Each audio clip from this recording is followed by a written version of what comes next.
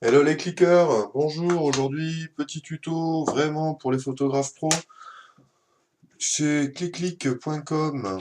Alors l'idée aujourd'hui c'est le tuto sur le paramétrage de mes prix de vente. Tac tac tac, ok. Alors comme d'hab je vais chez ClickLick, je vais sur mon accès photographe où je suis déjà préinscrit.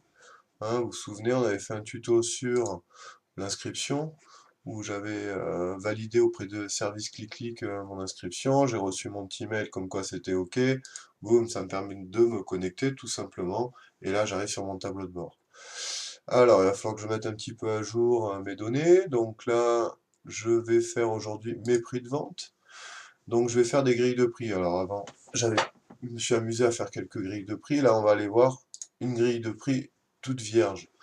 Donc demain, j'ai un événement à couvrir et je vais faire un mariage. Alors pour les mariages, en gros, j'ai mon idée de prix. Donc je fais ma grille de prix que pour les mariages. Alors là, j'ai tous mes formats de photos que ClickLick va imprimer pour moi. Et là, je vais pouvoir voir que ma 10-15, bah, j'ai un coût de production. J'ai un prix minimum de vente par rapport à ce coût de production. Et moi, je sais que pour les mariages, la photo nue, je la vends 10 euros.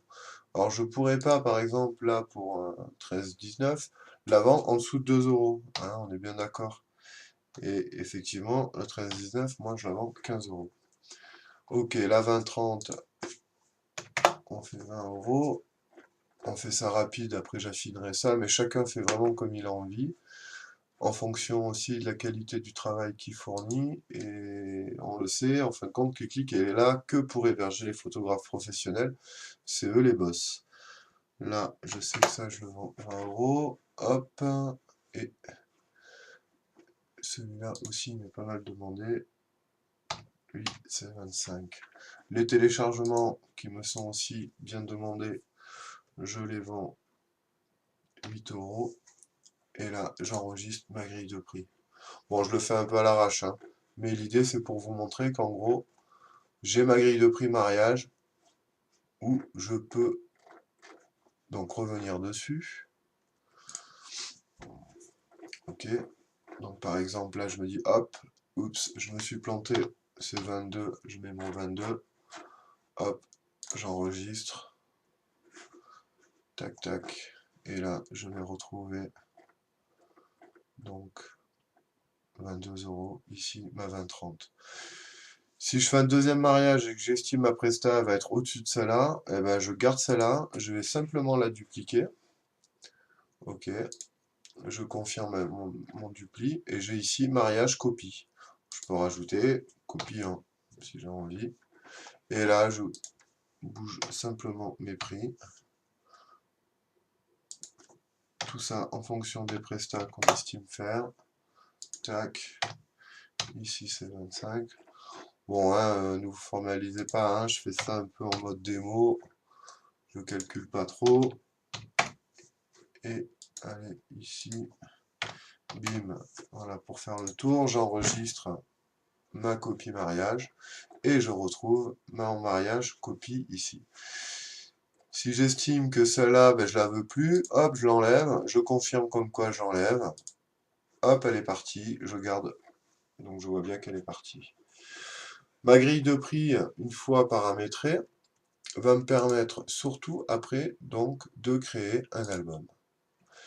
Et quand je vais créer un album, à un moment donné, je vais rentrer donc dans le tunnel de création. Donc là, je suis en mode labo clic-clic.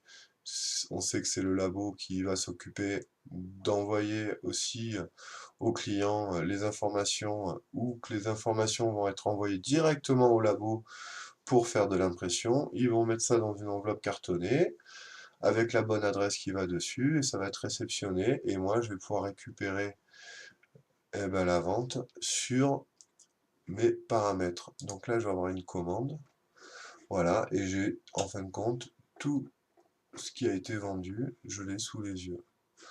On y reviendra plus tard, on fera les commandes avec les informations bancaires et ça sera à l'ordre de notre tuto. Voilà pour nous aujourd'hui les cliqueurs, mes grilles de prix très important à mettre en place Une fois que c'est fait, et ben après, vous pouvez en créer 10, 15, 20, hein, dans tous les cas, vous allez les retrouver tout le long de votre travail et à chaque fois que vous allez créer un album. A plus les cliqueurs pour un autre tuto.